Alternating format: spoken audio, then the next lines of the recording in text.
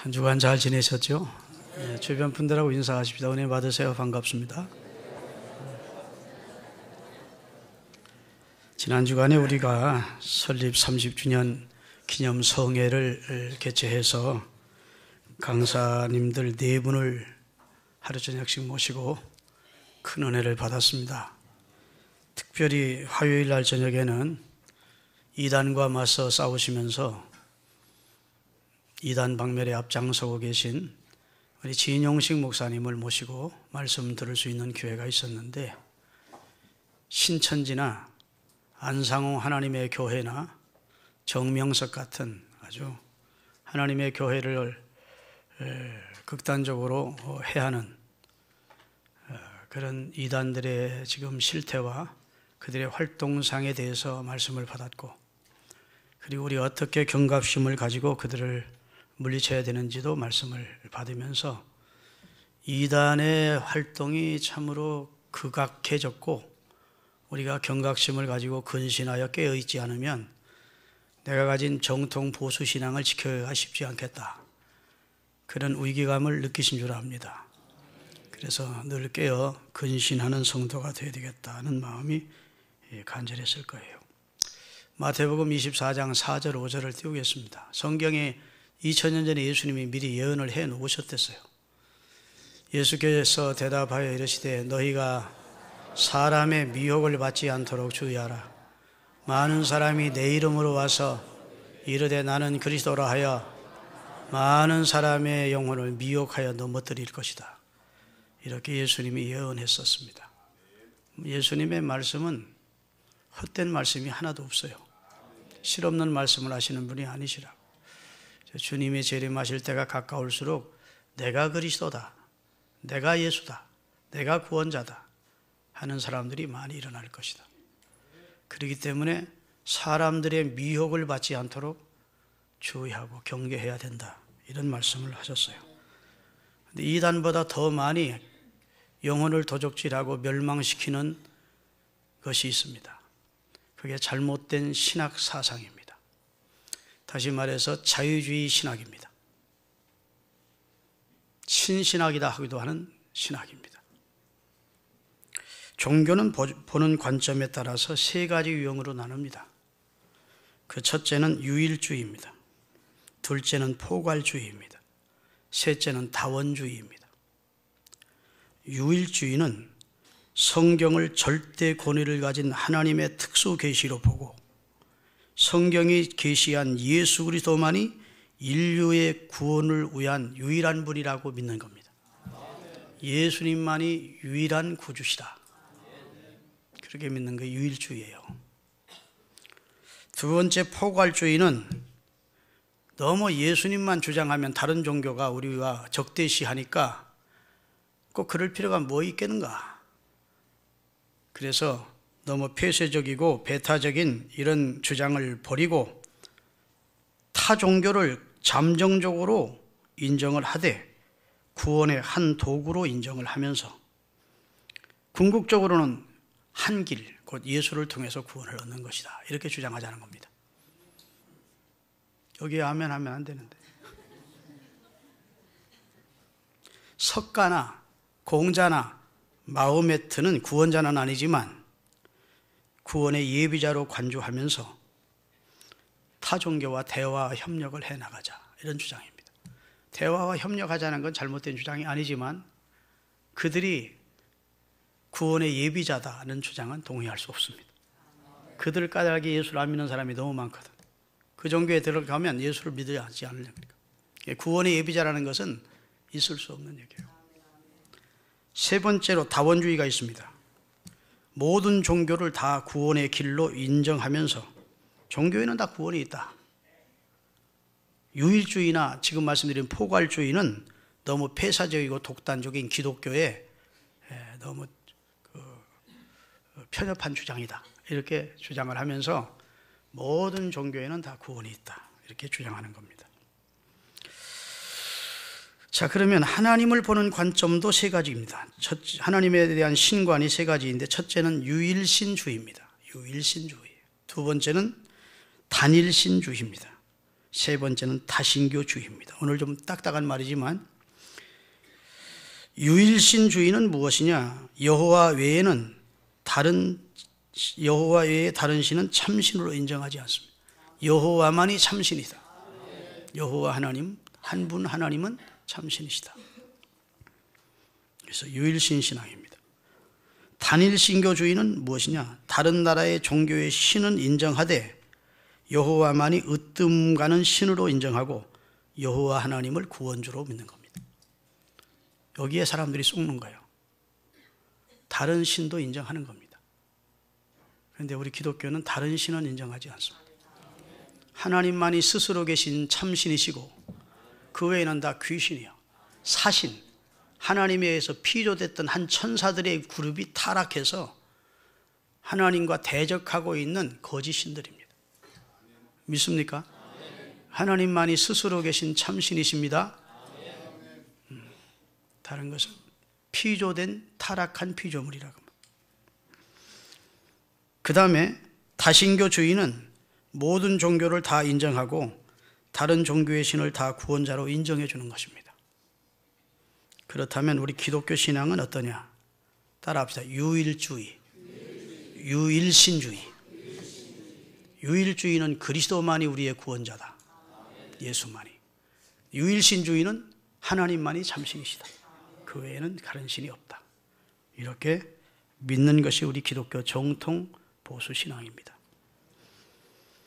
왜냐하면 하나님은 참 한 분이시고 성경도 하나님의 특수 계시로 기록된 절대적 권위를 가진 말씀으로 믿기 때문에 성경이 예수 그리스도를 지지하고 있어요. 그만이 구원자라고. 할렐루야. 하나님은 성경을 인류의 표준으로 세우셨습니다. 표준, 규범으로 세우셨다. 규범. 성경이란 말은 캐논이란 말인데 자막대기란 말이에요. 표준이 되는 거예요. 기준이 되는 거예요. 자, 그러면 성경은 오직 하나님은 한 분이시라 이렇게 선언합니다. 이사야 45장 5절 6절을 띄우겠습니다. 나는 여호와라, 나 외에 다른 이가 없나니 나밖에 신이 없느니라. 너는 나를 알지 못하였을지라도 나는 내 띠를 동일 것이요. 자, 보세요. 하나님만이 참신이 돼. 나밖에는 다른 신이 없대. 그 말은 목사님 귀신도 신 아닙니까? 그것은 신으로 보지 않습니다. 하나님에 의해서 피도된 천사장과 그 그룹이었는데 하나님을 거역하다 타락한 존재로 보는 겁니다. 아멘. 그러니까 신이라고 하지만 사실은 신이 아니에요. 영물이지. 타락한 영물들이 역사입니다.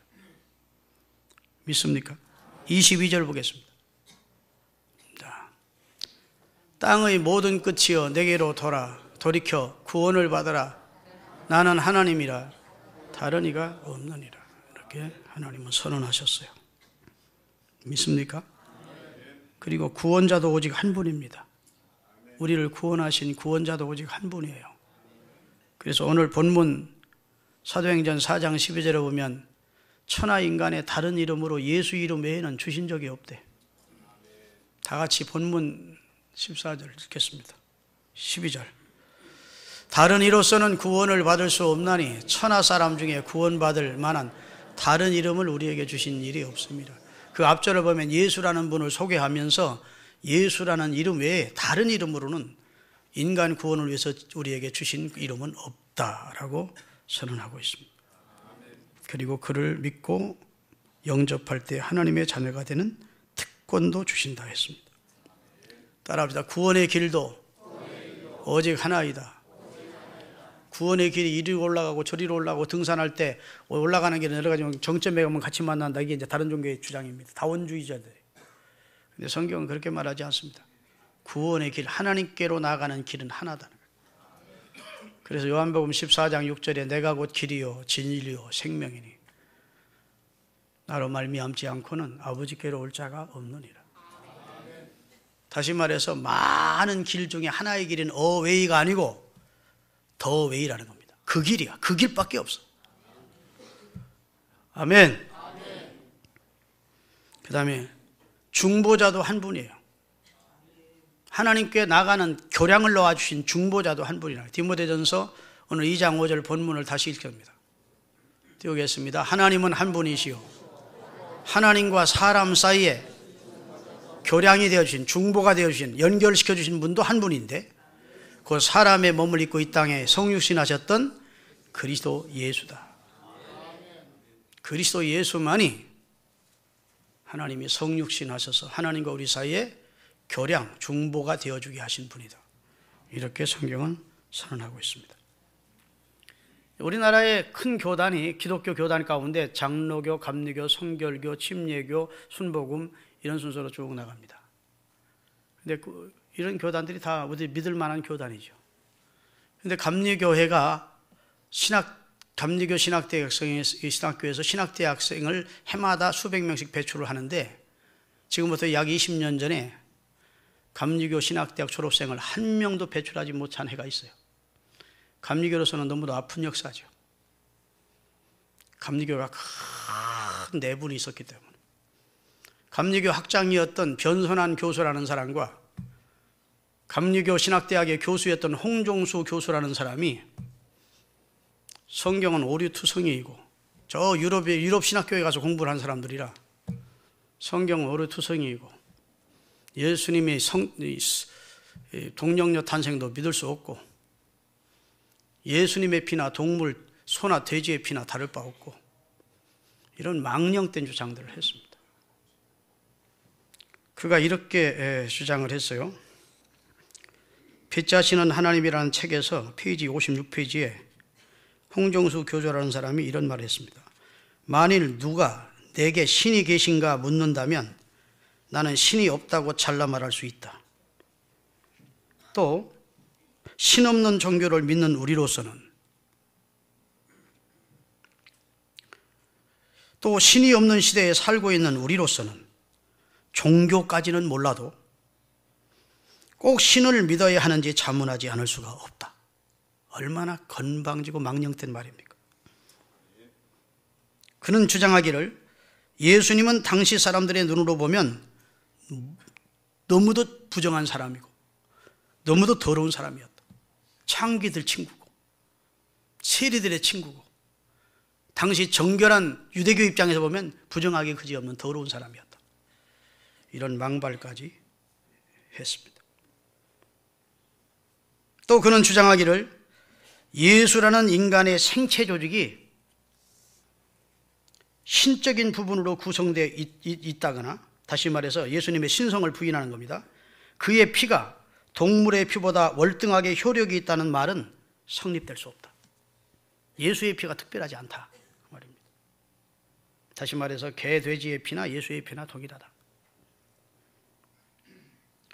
자, 이런 사람을 감리교에서 용납할 수 있겠습니까? 감리교도 보수신앙을 믿는 사람들이 태반인데 이런 감리교회가 벌떼처럼 일어나서 재판국을 설치하고 감리회관에서 그 두 교수를 불러서 출교 조치를 취하려고 했는데 그 두 교수를 지지하고 그 내용에 동조하는 감리교 신학 대학생들이 머리에 띠를 두르고 프랑카드를 들고 피켓을 앞세우고 감리교 회원을 에워싸서 재판국원들 목사님들이 들어가지 못하게 방해를 한 거예요. 그들이 주장한 내용이 무엇이냐? 혀 잘린 하나님, 화상을 당하여 얼굴을 가리우신 하나님, 하나님은 쓰레기 더미에 묻혀있나? 그게 그들의 프랑카드의 내용이고 노래의 내용이었어요. 참으로 있을 수 없는.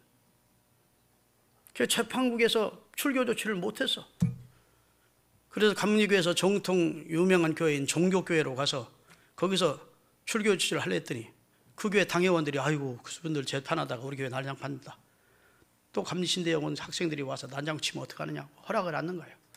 정동교회 가서 재판할 때 거기도 허락 안 하는 거예요. 결국은 금난교회에서 출교 조치를 단행했습니다. 그리고 그 해 대학생들은 하나도 졸업을 안 시켰어요. 그랬더니 대한민국에 있는 수많은 감리교 목사들이 홍종수 목사 교수와 변선한 교수 촉장을 지지하는 사람들이 지지 성명을 신문에 내는 난장판이 벌어졌어요. 한국교회가 지금 큰일입니다. 여러분, WCC를 유치한 것이 그냥 우연히 된 일이 아니에요. 이런 신학 사상을 가진 사람들이 지금도 많다는 것입니다.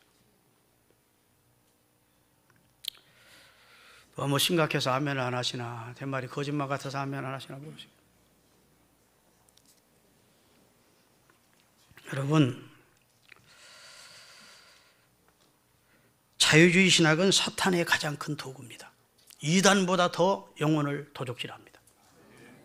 이단은 경계하면 되는데, 자유주의 신학은 목사가 자유주의 신학의 영향을 받으면 알게 모르게 성도들에게 영향을 끼쳐가지고 세속화되게 하고 성경을 온전히 믿지 못하게 만들고 영혼을 교회 통째로 다 멸망시킨다. 사탄의 가장 무서운 도구가 자유주의 신학입니다. 신신학이라는 거예요. 지금의 유럽 교회가 무너졌습니다. 그 무너진 이유는 자유주의 신학과 종교 다원주의 영향 때문입니다. 그 앞장선 것이 WCC입니다. 자유주의 신학은 사단이 주님의 몸인 교회를 파괴하는 가장 큰 무기라고 할 수 있습니다. 따라서 자유주의 신학을 가르치는 교수들은 사탄이 사용하는 하나의 병기라고 할 수 있어요. 아멘. 여기 장신대 문희석 박사라는 사람이 있어요. 교수가 있었어요. 그 사람의 주장이 하나님께서 홍해를 가르친 게 아니래. 하나님께서 이스라엘 백성들이 갈대밭으로 지나가도록 먼저 그 밭이 갈대밭이었대. 그럼 쫓아온 애굽 사람들은 왜 죽었어요? 그러니 거긴 출교 지시까지는 안 했어요. 그냥 지금 미국으로 가셨습니다. 참 기가 막힐 일이죠. 여러분, 목사 한 사람 잘못되면 교인 영혼 잘못되고 맙니다. 그러나 신학교 교수들이 잘못 가르치면 목사 될 사람들 수백 명의 영혼을 다 망가뜨려요. 한국 교회를 다 망가뜨리는 거예요. 아멘. 그래서 우리 교단에서는 교수를 청명할 때 신학을 어디서 공부했는지를 가장 관심이 봅니다. 보수 신학에서 공부를 했나, 혹은 자유주의 영향을 받은 신학교에서 공부했는가, 그걸 가장 중요한 선택의 포인트로 봐요. 믿습니까? 유럽 교회들은 과거에 수천 명씩 모이던 교회들이에요. 석조 예배당으로 그렇게 웅장할 수가 없습니다. 그런데 지금 교인은 몇십 명 노인들이나 모이건지, 그렇지 않으면 경매되어 건물이 양조장이나 무도장으로 팔려있던지 그렇습니다. 팔리지는 않았더라도 그 교회가 어떻게 몇십 명 안 되는 노인들 가지고 운영할 수 있느냐? 여행객들을 통해 오는 큰 퀼런 성당 같은 예배당 수많은 여행객들이 오잖아요. 기념품 팔아가지고 겨우 교회를 유지하는 형편이라고요. 그렇게 찬란했던 기독교 민망을 싹 틔우고 그렇게 하나님을 섬겼던 아름다운 신앙을 가졌던 그 교회가 왜 그렇게 무너지는 겁니까? 자유주의 신학 때문에. 할렐루야. 종교주의, 다원주의와 자유주의 신학이 교회를 파괴하는 사탄의 도구라. 지금은 미국 교회가 그 일을 당하고 있습니다. 유럽에서 미국으로 자유주의 신학이 옮겨갔습니다. 미국 교회가 문 닫는 교회가 늘어나고 있습니다. 우리나라는 장로교회가 제일 큰 교단입니다. 그 다음에 감리교죠. 근데 미국은 침례교회가 제일 큰 교단이고 두 번째 감리교회고, 감리교회의 절반밖에 안 돼요, 장로교회는. 그런데 미국의 연합 감리교회가 하루에 한 개씩 문을 닫고 있어요. 300명 이상 모이는 교회가, 어떤 교회들이 하루에 한 개씩 문 닫고. 그럼 1년에 몇 개 문 닫는 거예요? 365개가 문 닫고. 그 교세의 절반밖에 안 되던 미 연합 장로교회도 하루에 한 개씩 문을 닫고 있습니다. 그게 통계예요, 지금 통계. 이 모두가 예수님이 말세에 믿는 자를 보겠느냐 하신 말씀대로 지금 주의 종이라는 이름을 가진 사람들의 입으로 쑥물을 먹이기 때문에 사람들의 영혼이 다 질식해 죽어가는 겁니다. 할렐루야. 믿음이 식어지고 성경을 불신하고 뒤집어 엎는 자유주의 신학이 교회를 망치는 것. 그 물결이 우리나라에도 온 겁니다. WCC로도. 여러분, 우리 주위에 큰 세계가 부러워하는 교회가 있었어요. 근데 WCC 운동하고 나서 지금 그 교회 교인이 현저하게 줄었습니다. 바른 신앙을 가진 사람은 다른 교회로 가버리고 그렇다면 우리가 뭐 기독교인이 될 필요가 있는가? 지식자, 공부 좀 했다는 사람들이 교회를 안 나가는 거예요. 현저히 줄었다는 것이 지금 통계 결과입니다. 그렇게 은혜로운 목사님도 그렇다면, 그리고 교회를 떠난다면, 은혜롭지 못한 목사님들이 자유주의 신학을 가르치면 교인이 살아나겠습니까? 어려운 얘기죠. 오늘 너무 심각하게 들으시는 것 같아요. 심각한 내용은 심각한 내용이에요. 할렐루야. 이 사탄의 배교 운동이 자유주의 신학이에요. 아멘. 모든 종교에 다 구원이 있다. 종교 다원론을 주장합니다. 포스트 모더니즘이라서 모든 사람의 종교도 다, 이념도, 종교의 교리도 다 받아들이는 겁니다. 꼭 남자와 여자가 결혼할 필요가 뭐가 있냐? 동성연애도 괜찮다. 동성연애하는 분도 성직자가 될 수 있다. 우리나라도 그래서, 아니 국회에서, 군대에서조차도 동성연애를 허용하자고 발의한 국회, 정신 빠진 국회의원이 있다고요. 아니 군대에서 동성연애를 허락하면 어떻게 되는 겁니까? 대위가, 아 임마 벗어, 쫄병한테 벗어야 돼 안 벗어야 돼요? 상명하복사인데, 그런 정신 빠진 사람들이 발의하는, 우리 기독교가 나서서 생명 걸고 투쟁했기 때문에 결국 안건이 처리되지를 못한 거예요. 참 큰 문제입니다. 여러분 앞으로 세상에 한 몇십 년 자다 보면 여러분의 사위가 남자일 수도 있고 여러분의 며느리가 여자로 들어올 수가 있어요. 예? 이게 지금 미국이나 유럽 사회가 지금 현실적으로 당하는 얘기입니다. 남 얘기가 아니라고요. 19세기 말부터 20세기 말까지 약 120년 동안 전 유럽으로부터 교회와 성로를 무너뜨린 자유주의 신학이 태동이 됐어요.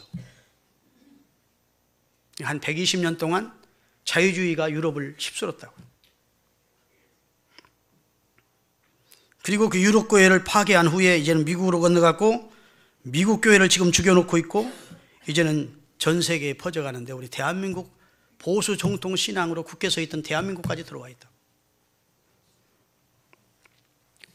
자유주의 신학의 원인을 말씀드립니다. 첫째는 합리주의 사상이 자유주의 신학을 만들어내서, 다시 말해서 인간의 이성이 하나님의 말씀 앞에 무릎을 꿇어야 되는데, 인간의 이성이 하나님의 말씀 앞에 무릎을 꿇지 않고 타락한 인간 이성으로 성경을 비평하기 시작하면서 자유주의 신학이 태동이 된 겁니다. 성경을 인간 이성으로 재단을 해보는 겁니다. 아이고 어떻게 여자가 남자도 가까이 하지 않을 동정녀가 아기를 낳을 수 있겠어? 있을 수. 어떻게 사람이 무리를 걸을 수 있겠어? 신화지. 어떻게 지팡이로 바다를 홍해를 가를 수 있었겠어? 있을 수. 다시 말해서 인간 이성이 성서의 진정성에 대한 의문과 학문적 증명 노력을 하기 시작했어요. 그러니까 인간의 이성으로는 성경이 이해가 됩니까? 안 됩니까?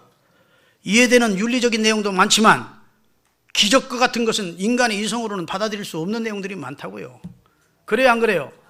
그럼 어떻게 하면 됩니까? 사람으로서는 할 수 없으되 여호와는 하실 수 있느니라. 나 여호와에게 능치 못함이 있겠느냐? 하나님은 선언하신다고. 우리가 하실 일 하나님도 하시고 우리가 못하는 일 하나님도 못한다면 하나님은 하나님이 아니지.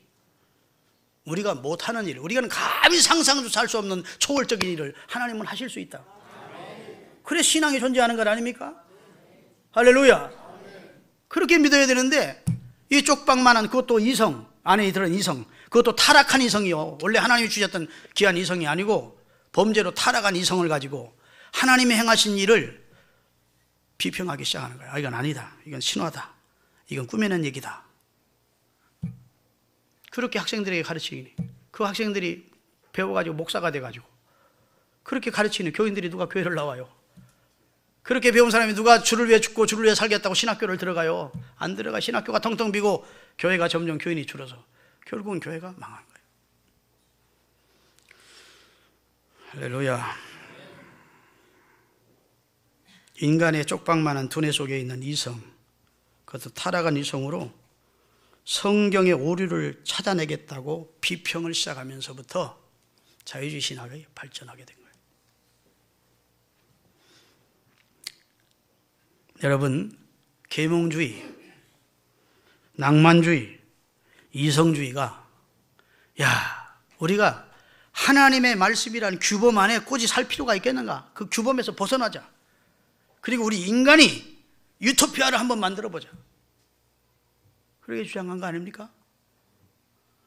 그게 꼭 창세기 10장에 나오는 인간이 하나님과 대적해 보려고 바벨탑을 쌓아온 것과 똑같습니다. 우리가 하나님이 심판하시더라도 우리는 심판을 면해보자. 온 인류가 모여서 바벨탑을 쌓은 것을 하나님이 가증히 보시고 그걸 허물어 버리셨다. 지금도 인간 사회가, 이 인류가 하나님을 대적하는 바벨탑을 쌓아가고 있는 것입니다. 할렐루야. 그리고 교회가 영혼구원, 개인의 영혼구원하여서 영혼구원 받은 사람들이 하나님의 말씀대로 살아서 빛되어 소금되어 사회를 개혁하고 사회를 변화시켜가는 이런 점진적인 하나님의 역사를 추구하지 않고, 하나님이 성경에 보니까 하나님이 없다가 믿지 않고 지옥국과 지옥도 안 믿어지고, 그러니까 교회를 나오는 사람들 데리고 뭐 하느냐? 사회개혁을 했습니다. 사회를 개혁하자. 사회를 변화시켜야 된다. 우리 영혼구원보다 사회를 변화시키는 게 먼저다. 그래가지고 제도권 독재제도 나라를 부셔야 되고, 압제당하는 사람들을 풀어줘야 되고, 그 다음에 노동자를 해방시켜줘야 되고, 뭐 그런 쪽으로 이제 사회개혁 운동을 하기 시작한 겁니다. 물론 필요하죠. 그러나 교회가 정말 초점을 맞춰야 되는 건 영혼구원입니다. 개인의 영혼구원을 통해서 심령의 자유함을 얻고, 할렐루야, 그런 사람들을 통해서 하나님의 나라가 실현되기를 원해야 되는데, 영혼구원은 이제 차천히 하고 교회의 힘을 가지고 사회를 개혁시키겠다고 나오다 보니까 머리띠 두르고 으쌰으쌰 하면서 싸우는 이상한 교회가 된 거예요. 아멘. 해방신앙이라는 것이 나와서 교회가 압제된 사람들을 해방시키기 위해서 헌금한 돈을 가지고 무기 사서 해방시장하는 사람들, 압제당하는 사람들, 게릴라들 무기 대주는 짓을 했다고요. 세계교회가. 대한민국은 민중신학이라는 게 나와서, 그건 다른 나라에는 없는 신학입니다. 민중이 압제를 당하고 있다. 그 민중신학의 대부가 누구냐? 돌아가신 문익환 목사나 이런 분들이. 해방시켜야 된다. 사랑하는 여러분, 내가 누구를 비판하기 위해서 하는 게 아니고, 우리가 보수 정통 신앙을 지키되 사람의 이성으로 이해되지 않는 것은 하나님의 말씀이 아니라는 것이 아니고 하나님이기에 가능한 일이라고 믿어야 됩니다. 하나님에 대한 절대 신앙을 가질 필요가 있는 줄로 믿으시기를 주의 이름으로 축원합니다.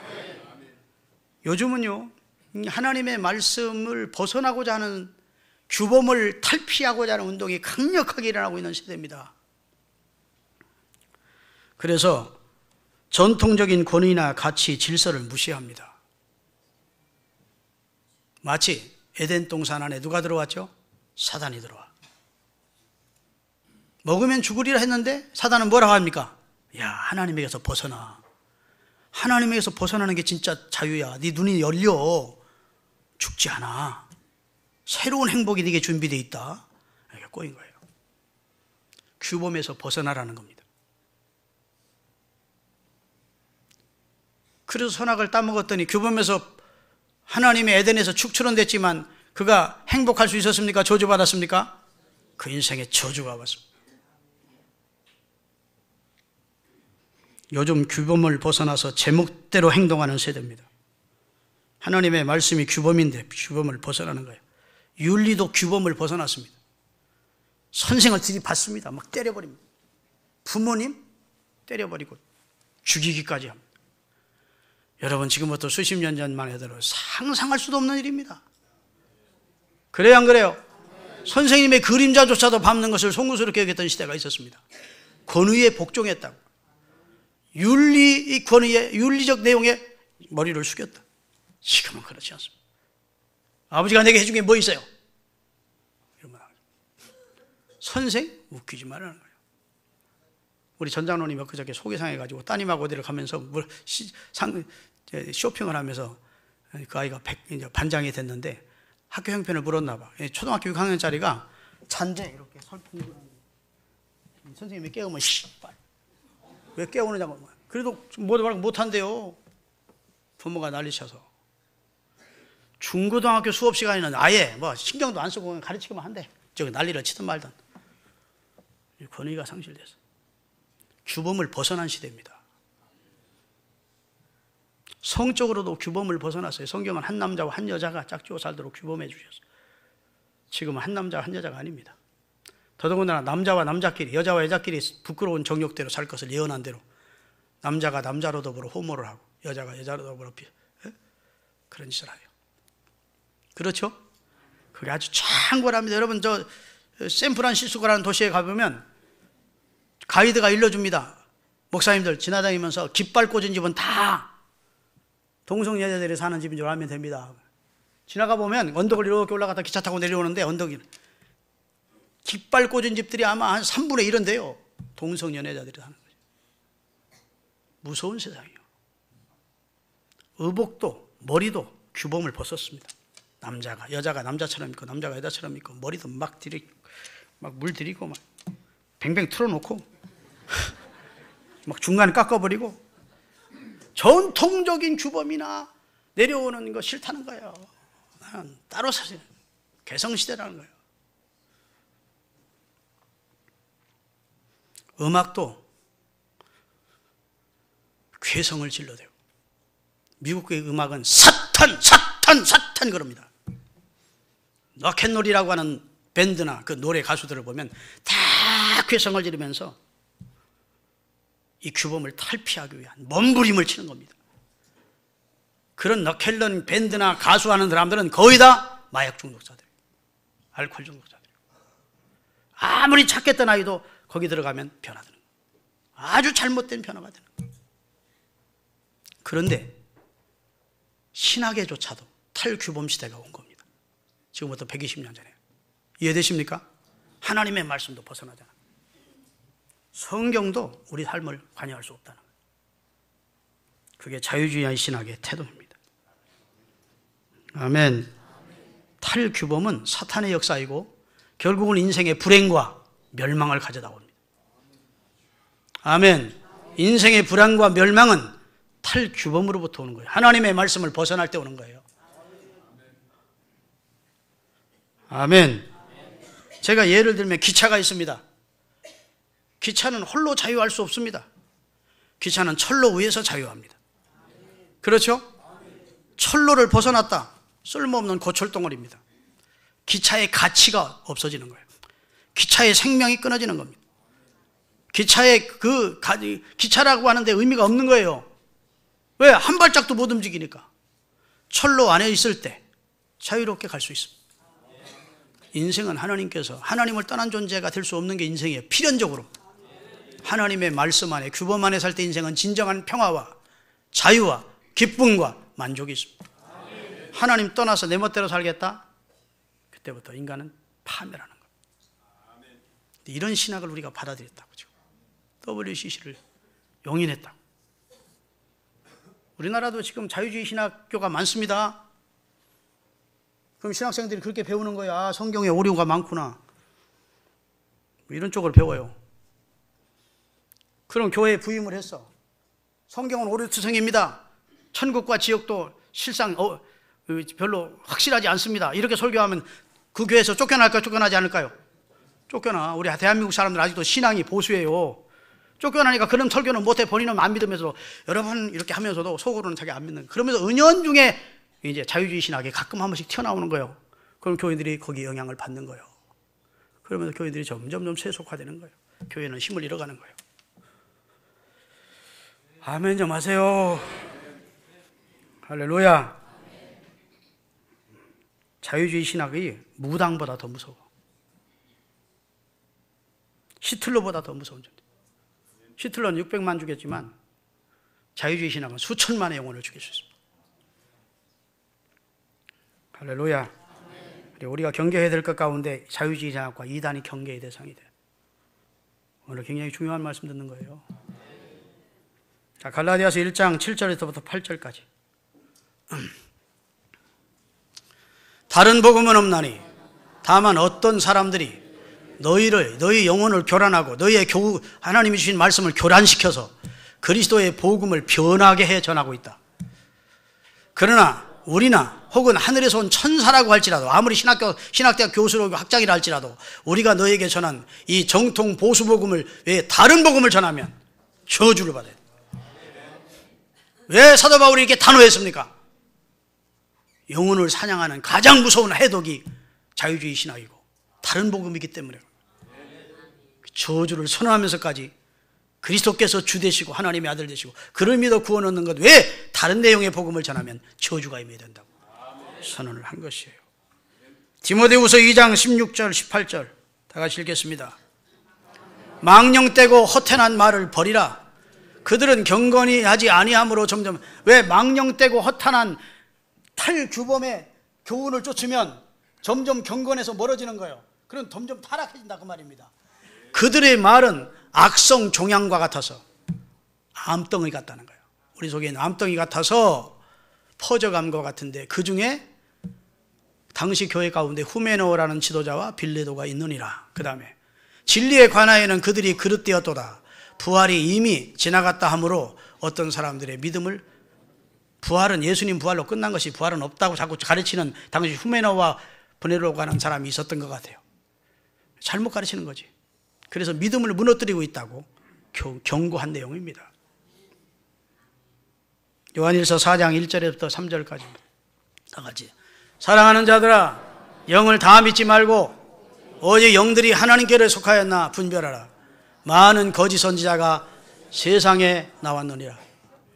이로써 너희가 하나님의 영을 알지니 곧 예수 그리스도께서 육체로 오신 것을 시인하는 영마다 하나님께로 속한 것이요, 예수께서 성육신하신 하나님의 아들이라는 것을 사실을 시인하면 하나님께로부터 온 영을 받은 사람이고, 그 다음에 예수를 시인하지 아니하는 영마다 하나님께 속한 것이 아니니 이것이 곧 저 그리스도의 영이니라.